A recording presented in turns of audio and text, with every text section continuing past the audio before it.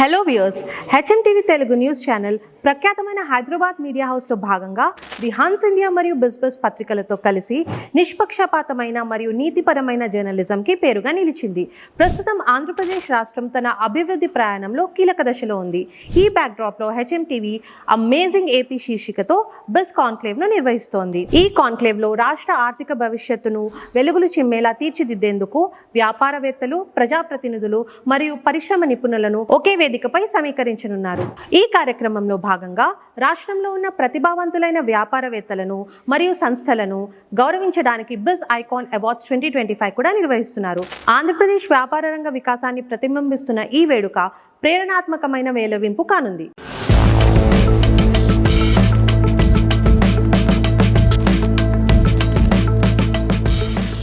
మీ journey ఈవీలోకి ఎలా? మరి fast charging ఎవరికి కావాలి అంటే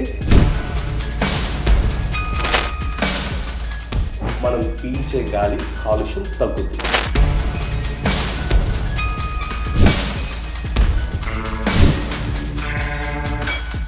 I also want to appeal to the government.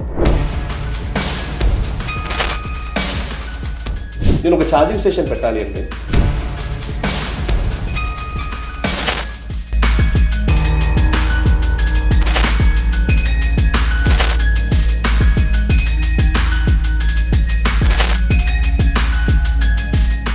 Hello Rajiv, it's a pleasure having you with us today on HMTV. So EV, I mean it's a very widely known concept in India, but I think we are still at the beginning stages. That's right. So me journey EV loki ela. So can you tell us about your education, your background? Tapakunda. So first of all, thanks Vinila for reaching out to us and then amplifying the story of Thunder Plus. So yeah, I'm Rajiv Vaisar. I carry a Prime Minister and a Chief Minister in my name. Yes. So అందుకని చాలా జాగ్రత్తగా ఉంటూ ఉంటాను. So I come from a small, I would say, place called Shungoramkota in a district called Vijayanagaram, Andhra Pradesh. Until my 10th, +1, +2, it was all there.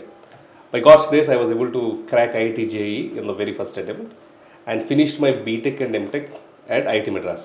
Okay. దాని తర్వాత I work with companies such as TVS Motors, Bosch, Mahindra and Mahindra, Gati logistics, ETO Motors. And వాటిలో భాగంగా when I was working with Gati logistics, IKEA అప్పుడే ఇండియాలోకి వచ్చింది 2017లో. IKEA ఇండియాకి వచ్చినప్పుడు ఏంటంటే it has to adhere to the climate group norms. అంటే వాళ్ళ డెలివరీస్ అన్నీ కూడా ఫాసిల్ ఫ్యూయల్ వెహికల్స్లో కాకుండా ఎలక్ట్రిక్ వెహికల్స్లో రన్ చేయాలి. ఆ టైంలో నేను గతి లాజిస్టిక్స్లో జాయిన్ అయ్యి వాళ్ళ మొత్తం ఆపరేషన్స్ని కూడా నేనే సెట్ చేయడం జరిగింది. ఇంకా అక్కడి నుంచి దానిని Amazon, big basket, Flipkart, Grofers ఇట్లాంటి అన్ని I would say e commerce కంపెనీస్లో కూడా ఎలక్ట్రిక్ వెహికల్స్ డిప్లాయ్ చేసి వాటి ద్వారా డెలివరీస్ చేయడం చేస్తూ, ఆ తర్వాత ఈటో మోటార్స్ అనే కంపెనీలో చీఫ్ బిజినెస్ డెవలప్మెంట్ ఆఫీసర్గా, ఆ తర్వాత 1.5-2 years గవర్నమెంట్ ఆఫ్ ఆంధ్రప్రదేశ్లో head investment promotions and EV policy విభాగాధిపతిగా చేస్తూ then I went to US for about an year, finished my MBA at MIT Sloan School of Management. ఆ తర్వాత బయటకు వచ్చినప్పుడు what is the next thing that needs to be solved in the Indian EV ecosystem అన్నప్పుడు వచ్చినటువంటి ఐడియానే thunder plus. మీరు అడిగారు why specifically EV అని. ఒకటేంటంటే 2.5 పార్టికులేట్ మ్యాటర్ మన పొల్యూషన్ మెజర్ చేసేటటువంటి పరిమాణం ఇది. World Health Organization says that the permissible levels are 10 milligrams per cubic meter. కానీ ఢిల్లీలో ఇప్పుడు 170 milligrams per cubic meter, అంటే 17x.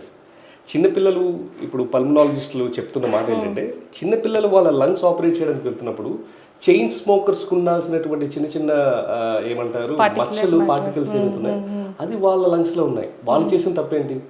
కేవలం ఢిల్లీలో పుట్టి ఆ యొక్క పొల్యూటెడ్ ఎయిర్ పీల్చుతున్న మూలాన. అందుకోసమనే నేనేమనుకున్నానంటే సరే బిజినెస్ ఎట్లనవుతుంది, కానీ నా దేశానికి, నా తరతరాలకి నేనేమైనా వాల్యూ యాడ్ చేయగలిగాను అని అంటే that is at least giving them A clean air. So ఆ పర్స్పెక్టివ్లో ఈవీస్ని పట్టుకున్నాను, ఈవీస్లోనే ఉన్నాను. ఈ తర్వాత ఏమైందంటే సాధారణంగా మనం ఎలక్ట్రిక్ వెహికల్స్ అనగానే నెంబర్స్ చాలా తక్కువ ఉన్నాయి అనే ఒక ఆలోచనలో ఉంటాం. కానీ నెంబర్స్ తక్కువగానే ఉన్నాయి. ఇప్పుడు మన కార్స్ని తర్వాత వెస్ట్రన్ కంట్రీస్ కార్స్లో చూసుకున్నట్లయితే ఒక 6 నుంచి 20 కార్స్కి ఒక పబ్లిక్ ఛార్జింగ్ స్టేషన్ ఉంది ఎక్కడ యూరోప్ ఆర్ యూఎస్. ఇండియాలో 400 కార్లకి ఒక పబ్లిక్ ఛార్జింగ్ స్టేషన్. అంటే ఈవీ పెనిట్రేషన్ తక్కువైనప్పటికీ చార్జెస్ పెనిట్రేషన్ ఇంకా తక్కువ. తక్కువ ఉంది. ఎస్. సో అది నాకు ఒక మంచి బిజినెస్ ఆపర్చునిటీగా అనిపించి started thunder plus.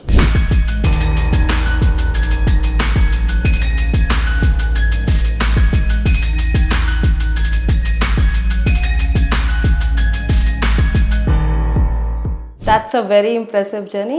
So like you said, EV almost, I mean, compared to rest of the world, takwa India lo, and you saw chargers as an opportunity. Correct. So within like 1 year, how were you able to turn it so profitable? I mean, because as you said, manaki penetration chala takku undi. Correct. But how did you manage to turn it profitable? Because many other startups which were deemed to be profitable at that point failed. So how did you turn this into this empire now? Correct, that's a good question. And I'm sure you followed the news yesterday. All Electric, the most celebrated EV startup, declared 370 crores losses for the last quarter. Right? Enduku ante, yes, EV as an industry is a very, I would say, heavy market and burn industry. మరి ఈ కాంటెక్స్ట్లో 1 yearలో మేము ఏం చేసాము అని అంటే 1 yearలో from 1 state we expanded to 16 states. ఒక city నుంచి we expanded to 40+ cities. And ₹1 నుంచి we did 10 crore plus revenue profitable. అది ఎట్లా చేసామంటే very very simple. We started first serving the fleet customers. Fleet అంటే ఏంటంటే అమెజాన్లో డెలివరీస్ చేసేవాళ్ళు ఒక 50 ఎలక్ట్రిక్ వెహికల్స్ని పట్టుకొని నడుపుతూ ఉంటారు. ఓలా ఊబర్లో ఎలక్ట్రిక్ కార్స్ నడిపేవాళ్ళు వాళ్ళకు 100 కార్లు పెట్టుకుని నడుపుతుంటారు. మేము వాళ్ళ దగ్గరికి వెళ్ళి చెప్పేది ఏంటంటే మీకు ఎలక్ట్రిక్ వెహికల్స్ ఉన్నాయి కదా, నేను నీకు మొత్తం ఒక డెడికేటెడ్ పార్కింగ్, అందులో charging with security, technicians, driver rest rooms, washrooms, ఇవన్నీ ఫెసిలిటీస్తో కూడా I will create a park and charge facility.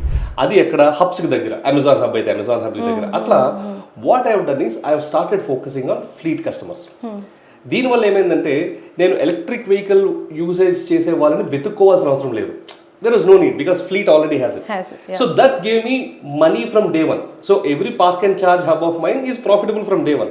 దానికి అయ్యే ఖర్చు వీళ్ళు ఇచ్చే డబ్బులు బాగానే ప్రాఫిట్ వచ్చేది. తర్వాత ఏం చేసామంటే ఎలానూ పార్క్ అండ్ ఛార్జ్ ఇస్తున్నాం కదా, ఆ ప్రహారీ గోడ బయట, ఆ బౌండరీ వాల్ బయట why don't I set up public charging stations and open it up to public అని పెట్టేటప్పటికి people started gaining traction. So ఆ రకంగా today from 1 hub we are 200+ hubs across the country, 800+ chargers.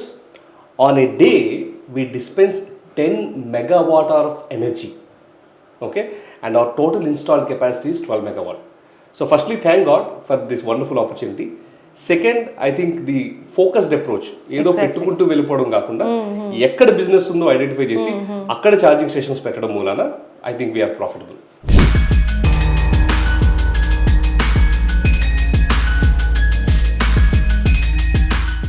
I think the innovative mindset worked out well. Like you said, because మీరు అన్నట్టు పెట్టుకుని వెళ్ళిపోయి like ఈ ఈవీలో చాలా మంది ఎంటర్ అయిన వాళ్ళు ఉన్నారు. They have burned their hands also because still at nascent stages, but you identified the purpose where it served. So it's exemplary. And I've gone through your website. There's like Thunder Every Ghar Mein, and there are many other small ideas you have come up with, also showing your side of corporate social responsibility. Correct. So can you please explain that? Good question, Vinila. I must appreciate your, I would say, homework. This is very important ఎందుకంటే మన ప్రేక్షకులకి ఇది చాలా తెలియాలి. ఏదైనా technology ఎప్పుడు flourish అవుతుంది అంటే ఆ టెక్నాలజీ అనేది మస్ట్ బి డెమోక్రటైజ్డ్. అంటే ఏదో 10 మంది చేతిలో ఉండిపోవడం కాకుండా ప్రతి ఒక్కరికి అందుబాటులో ఉండాలి. ఇప్పుడు మనం సెల్ ఫోన్ తీసుకున్నా, సోలార్ తీసుకున్నా, ఆర్ ఈవెన్ గ్యాస్ స్టవ్ తీసుకున్నా, ఎల్ఈడి బల్బ్స్ తీసుకున్నా, ఎందుకు ఇండియాలో సక్సీడ్ అయినాయి అంటే ఇవన్నీ because those are accessible to public. ఆ పరంగా మేము ఆలోచిస్తున్నప్పుడు ఛార్జింగ్ పాయింట్ ఎందుకు అంత హంగామా టెక్నాలజీ హడావిడితో ఉండాలి, సింపుల్గా ప్రతి ఇంట్లో ఒక ఛార్జింగ్ స్టేషన్ ఎందుకు ఉండకూడదు, ఒకటి వాళ్ళ కన్సంప్షన్కి, 2 why can't that be a business opportunity. అలా ఆలోచిస్తున్నప్పుడు నాకు ఫస్ట్ గుర్తొచ్చింది ఎస్టీడీ బూత్ బిజినెస్. మీకు గుర్తున్నట్లయితే పాత కాయిన్ బాక్సెస్ ఉండేవి. అదేంటి, ఒక కిల్లీ షాప్ ఉంటుంది, లేకపోతే హోటల్ షాప్ ఉంటుంది, లేకపోతే మెడికల్ షాప్ ఉంటుంది, బయట కాయిన్ బాక్స్ పెట్టేస్తారు, ఎవ్వరు దానికి కాపలా ఉండరు, ఏం చేయరు, వస్తారు, కాయిన్ వేసుకుంటారు, మాట్లాడుకుంటారు, వెళ్ళిపోతారు. డే అవ్వగానే ఓనర్ వచ్చి డబ్బులు తీసుకెళ్ళిపోతారు. Then I thought why don't I mimic that business model in EV charging అని చెప్పి we launched a campaign called Har Ghar thunder. అంటే ఇంటింటా ఒక ఈవీ ఛార్జర్. దీనిని ఇంకొక మాట కూడా ఏం చెప్పామంటే ఛార్జర్ లగావో పైసా కమావో. దీంట్లో ఏంటంటే ఈ పర్టికులర్ ప్రోడక్ట్ IP67 ప్రొటెక్టెడ్, అంటే వర్షం వచ్చినా వరద వచ్చినా ఏమొచ్చినా ఏం కాదు, certified by the government and completely metal body built with 6 layers of safety protocols. And it is price less than $100, అంటే 8 నుంచి 9,000 మధ్యలో. ఈ 8 నుంచి 9,000 మధ్యలో ఇన్వెస్ట్ చేసిన వాళ్ళు ఎవరింట్లో వాళ్ళు పెట్టుకుంటే అది కనీసం నెలకి 8 నుంచి 15,000 వరకు వాళ్ళకి అవకాశం ఇచ్చే అవసరం ఉంటుంది. సో ఇటువంటి ఇన్నోవేటివ్ మోడల్స్ ద్వారా ఏంటంటే ఎక్కడ చూసినా నేను ఛార్జర్ చూడగలగాలి, దానికి పెద్ద హడావుడి హంగామా ఇన్ఫ్రా ఏం అక్కర్లేదు. 3.3 kW కాబట్టి పెద్దగా గవర్నమెంట్ పర్మిషన్స్ కూడా ఏం అక్కర్లేదు. సో అలాంటివి మేము కొన్ని వేల ఛార్జెస్ లాస్ట్ ఇయర్ అమ్మడం జరిగింది. అంతేకాకుండా ఇప్పుడు Infosys foundation, Asia development bank, society for elimination of rural poverty, అలానే పెద్ద పెద్ద కంపెనీస్ వాళ్ళ CSR ఫండ్స్ కూడా ఇదేదో బాగుంది కదా మేము ఇస్తూ అది ఎట్లా ఇంపాక్ట్ అవుతుందో మెజర్ కూడా చేసుకోగలుగుతున్నాం కదా అని చెప్పి వాళ్ళు స్పాన్సర్ చేయడము, స్పాన్సర్ చేసిన దాని ప్రకారము మనము వార్లో మరణించినటువంటి వాళ్ళ విడోస్కి కానీ లేకపోతే ఎడ్యుకేషన్ లేకపోయినటువంటి విమెన్కి కానీ ఇచ్చి వాళ్ళని ఎంపవర్ చేయడం జరుగుతుంది.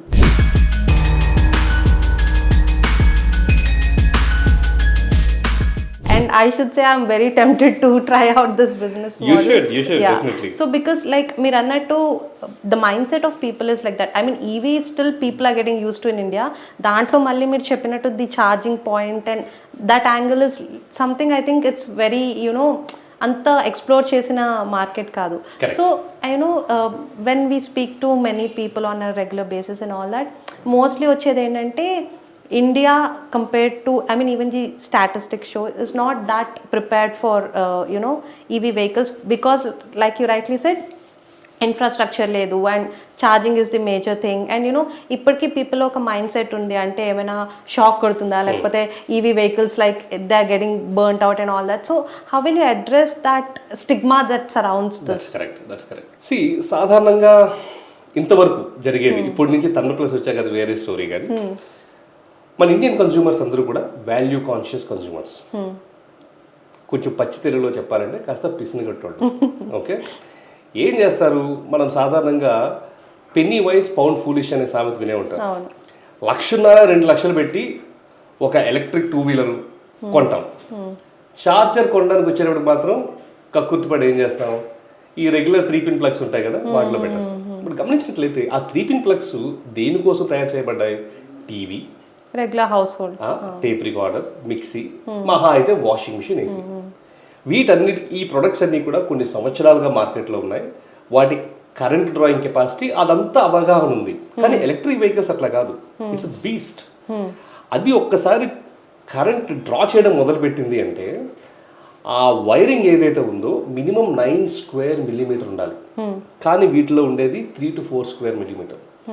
సో సాధారణంగా ఏమవుద్ది, ఇక్కడ డబ్బులు సేవ్ చేద్దామని చెప్పి వాళ్ళు అక్కడ పెడతారు. ఎప్పుడైతే ఆ వెహికల్ ఎనర్జీ ఎక్కువ లాగుద్దో ఆ ప్లగ్ పాయింట్స్ ఆ టెంపరేచర్స్ని తట్టుకోలేకపోవడం ఏమవుతుంది, మెల్ట్ అవుతాయి. మెల్ట్ అవ్వగానే ఏమవుతాయి, positive negative current short circuit. అక్కడ మొదలైనటువంటి స్పార్క్ ఏమవుతుంది, ఇమ్మీడియట్గా ఆ కాపర్ వైర్ ద్వారా బ్యాటరీ ఒక్కసారి మంట అంటుకుంది అంటే it is very very difficult to contain. ఎందుకు ఇదంతా చెప్తున్నానంటే పెనీ వైస్ పౌండ్ ఫులిష్. దీనికి బదులు ఇప్పుడు అందరూ ఐ వుడ్ సే వాళ్ళకి అవేర్నెస్ వచ్చింది. ఏం చేస్తున్నారంటే చక్కగా ఇప్పుడు థండర్ ప్లస్ ఇదే ఉంది, మీరు 20,000 30,000 పెట్టి కొనుక్కోక్కర్లేదమ్మా, లెస్ దాన్ $100 పెట్టి కొనుక్కోవచ్చు. కొనుక్కొని మళ్ళీ మీ ఇంట్లో పెట్టుకోవద్దు, బయట పెట్టుకోండి. మీ బండి కావాల్సినప్పుడు మీ బండి ఛార్జింగ్ పెట్టుకోండి, లేనప్పుడు దాన్ని వదిలేసండి, వేరే వాళ్ళు వాడుకుంటారు. So now people are so దీని వల్ల ఏమవుతుందంటే అట్లీస్ట్ ఛార్జింగ్ వల్ల వచ్చే యాక్సిడెంట్స్ నిర్మూలన అవుతున్నాయంటే 100% they are prevented. Why? Because it has its own safety protocols. And vehicle పరంగా చూసినట్లయితే ఆ ఫస్ట్ జనరేషన్ వెహికల్స్కి ఇప్పుడు సెకండ్ థర్డ్ జనరేషన్ వెహికల్స్కి టెక్నాలజీ కూడా చాలా ఇంప్రూవ్ అయింది. పీపుల్ ఆర్ మూవింగ్ ఫ్రమ్, ఇంతకుముందు అందరూ NMC అంటే నికెల్ మెగ్నీషియం కోబాల్ట్ అనే టెక్నాలజీలో వాడేవారు. అదేంటంటే వెరీ హెవీ ఎనర్జీ డెన్సిటీ ఎక్కువ ఉండడం వల్ల స్టెబిలిటీ తక్కువ ఉంటుంది. ఇప్పుడు అందరూ కూడా LFP లిథియం ఫెరస్ ఫాస్ఫేట్ కెమిస్ట్రీకి వెళ్తున్నారు. This is a good balance between density and safety. So ఆ రకంగా చూసుకుంటే ప్రస్తుతానికైతే ఎలక్ట్రిక్ వెహికల్స్ అమ్మో ఇది మంటలు అంటుకుంటాయా ఏంటనేది భయం అక్కర్లేదు. బట్ అగైన్ దీని మూలంగా మీకు చెప్పే ఎడ్యుకేషనల్ కంటెంట్ ఏంటంటే ఇబ్బంది పడకండి, రెగ్యులర్ ప్లగ్ పాయింట్స్లో పెట్టకండి. మీరు ఎవరైతే కొనుక్కుంటున్నారో వాళ్ళ దగ్గరే చక్కగా దాని ఛార్జర్ తీసుకోండి. లేదా థండర్ ప్లస్ లాంటి మా దగ్గరని కాదు, థండర్ ప్లస్ లాంటి కంపెనీస్ చాలా ఉంటాయి. మీరు రీసెర్చ్ చేసి మంచిది ఒకటి కొనుక్కోనేది ఫిక్స్ చేసుకుంటారు. దానివల్ల ఏంటంటే మీరు నిద్రపోతున్నప్పుడు ప్రశాంతంగా హాయిగా నిద్రపోతారు.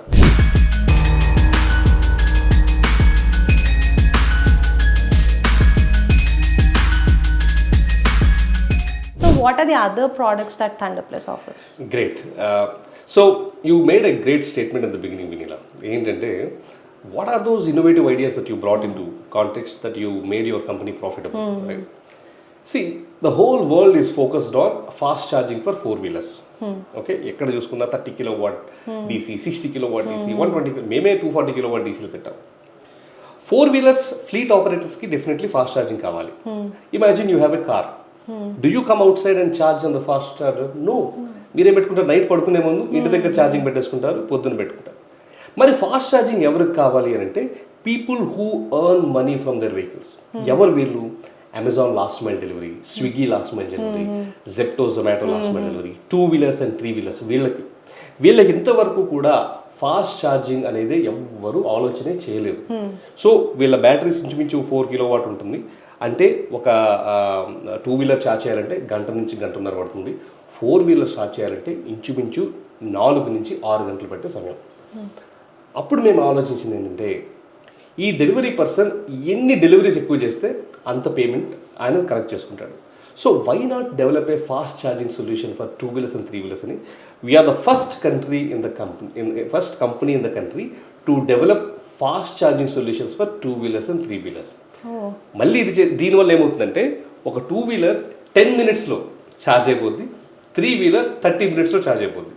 అంటే డెలివరీ చేసే పర్సన్ అలసిపోయి ఒక 10 minutes ఛాయ్ తీసుకునే బ్రేక్లో his vehicle also gets charge.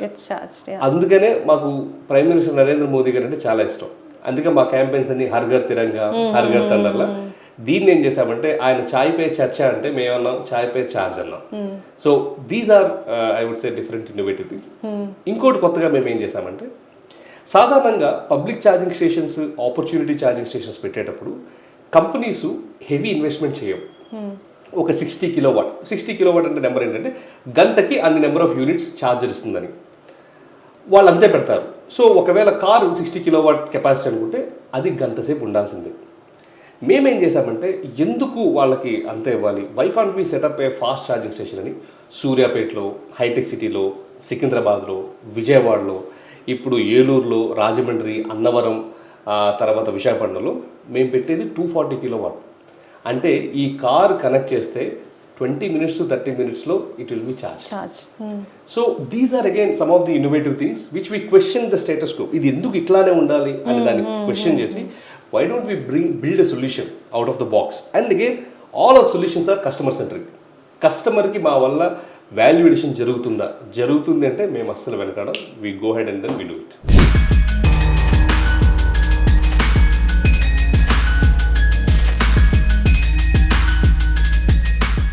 So ఇప్పుడు like if we look at the stats before Thunder Plus entered the market in terms of like this charging stations and all that, and after it entered the market, so how was the response of your clients or customers?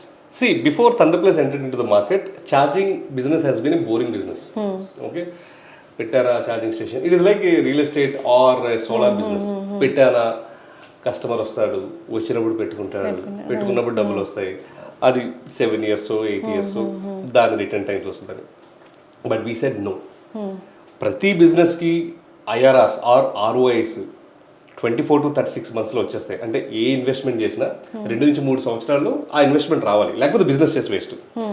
మరి charging బిజినెస్లో ఎందుకు అట్లా రాకూడదు అన్న ఆలోచనతో we launched franchisee business models with such kind of a confidence that we said come be a franchise with us and you will recover your money in less than 18 to 24 months, like any other business. Restaurant business, FMCG business, textile business, ఎట్లా మీరు recover చేస్తారు, charging business కూడా మీరు అట్లానే recover చేస్తారని. So now there is lot of, before Thunder Plus it is only companies who are investing it. After Thunder Plus it is Aam Aadmi public who is coming forward and taking this revolution forward. For example, ఒక చిన్న real life incident చెప్తా. నేను గతి లాజిస్టిక్స్లో work చేస్తున్నప్పుడు మా legal head ఒక ఆయన ఉన్నారు, and he has a daughter.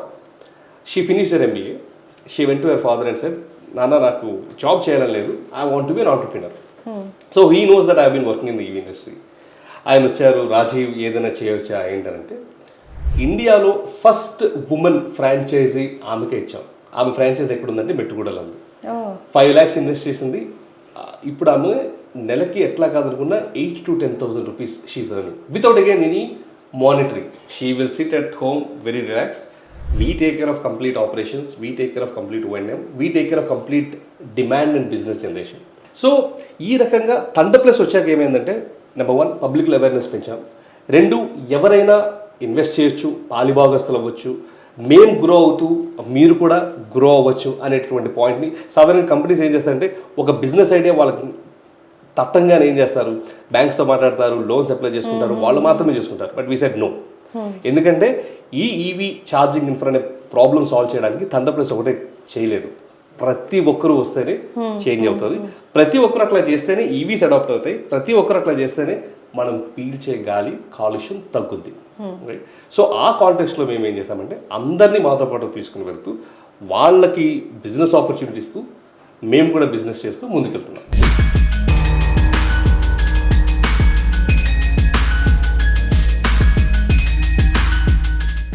This reminded me of Mahesh Babu in Maharshi because, like you said, otti business cheyadam kaadu. You are thinking in the perspective of Correct. people, so that they also should be, in the path of earning profitability, and at the same time the company should also perform. True. Which is like a very balanced approach, and I must say it's very commendable.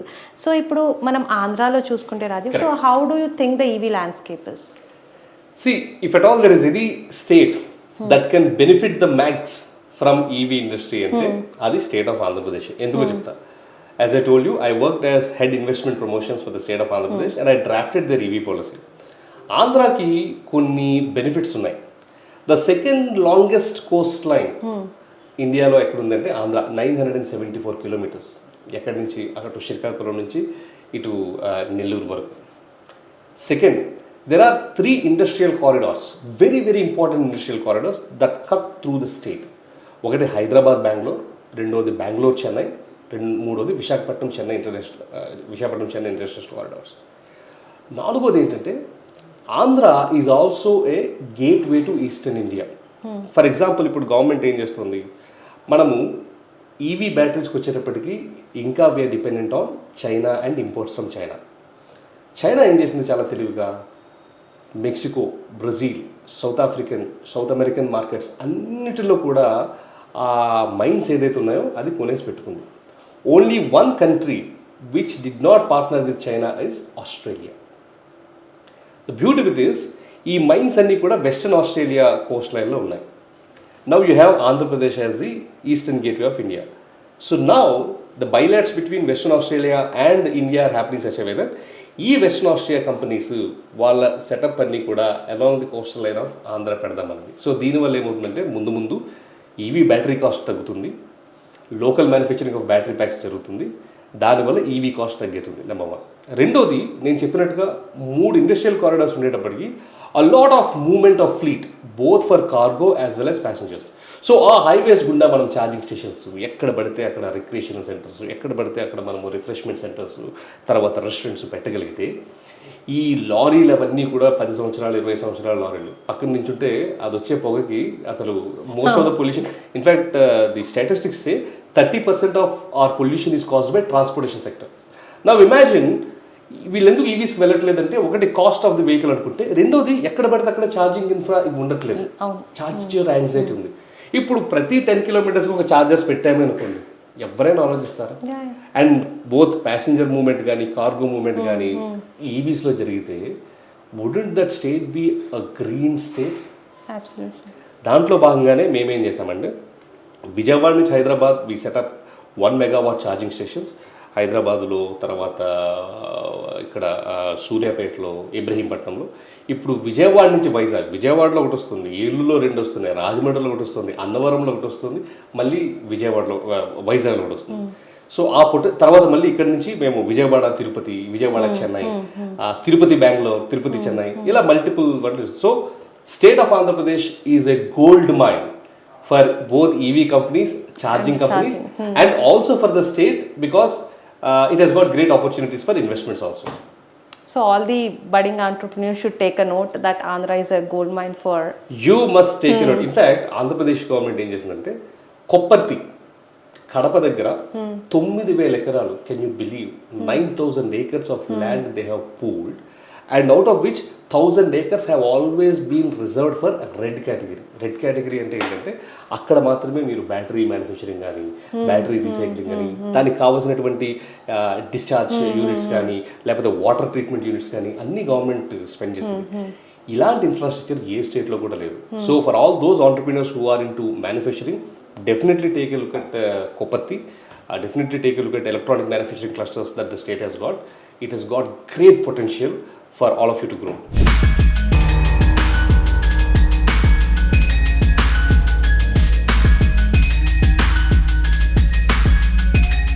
So మన upcoming HMTV bus conclave లో EV segment కింద, so you are an esteemed panelist. So how do you think this conclave can help excite the EV sector in Andhra?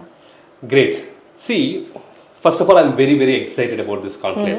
Why? Because beautiful decision makers and also very important key policy holders, policy makers, and of course a lot of business and entrepreneurial communities coming together. Kabatti, there is no better place to be more excited than this. Adokataithe rendodi nenem chustunanante, this conclave also gives the needed buzz. For example, while automotive industry is a glamorous industry, but unfortunately EV did not yet gain that glamour.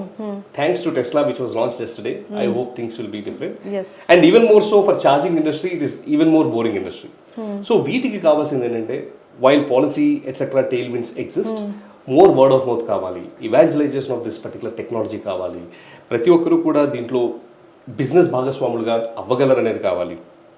తర్వాత మరి ముఖ్యంగా government ఇంతవరకు support చేస్తున్న ఇంకొన్ని I would సే రాయితీలు అనడం కానీ, there are certain other points that they can support. For example, నేను ఒక ఛార్జింగ్ స్టేషన్ పెట్టాలి అంటే 50% కాస్ట్ ఛార్జర్స్ మీద పెడితే ఇంచుమించు 30% కాస్ట్ పవర్ ఇన్ఫ్రా మీద పెట్టాలి, ఇంకో 20% కాస్ట్ సివిల్ ఇన్ఫ్రాస్ట్రక్చర్ మీద పెట్టాలి. ఇప్పుడు 30% కాస్ట్ పవర్ ఇన్ఫ్రా మీద పెడితే when will I make my profitability? So I also want to appeal to the government. For example, government of Telangana is acting in that direction. Andhra Pradesh, Telangana kuda. At least మీరు upstream connection, if they can take care, it will help us. ఈ 30% కూడా నేను ఇంకొక charging station మీద పెట్టే అవకాశం ఉంది. So I think this panel discussion as well as this conclave will give an opportunity for entrepreneurs like us to express our gratitude to the government for the wonderful facilitation and that they are providing. At the same time, raise our concerns where our ease of doing business could be better. Beautifully explained. So we look forward to having you at the conference. Thank you so much for your time today. Thank you very much, Vinila and HMTV and all the viewers there. I look forward to meet each and every one of you at the HMTV Business Conclave that is happening in Vijayawada on 25th of July. See you there and let's engage and discuss more on EV chargers, charging infrastructure and electric vehicles in detail.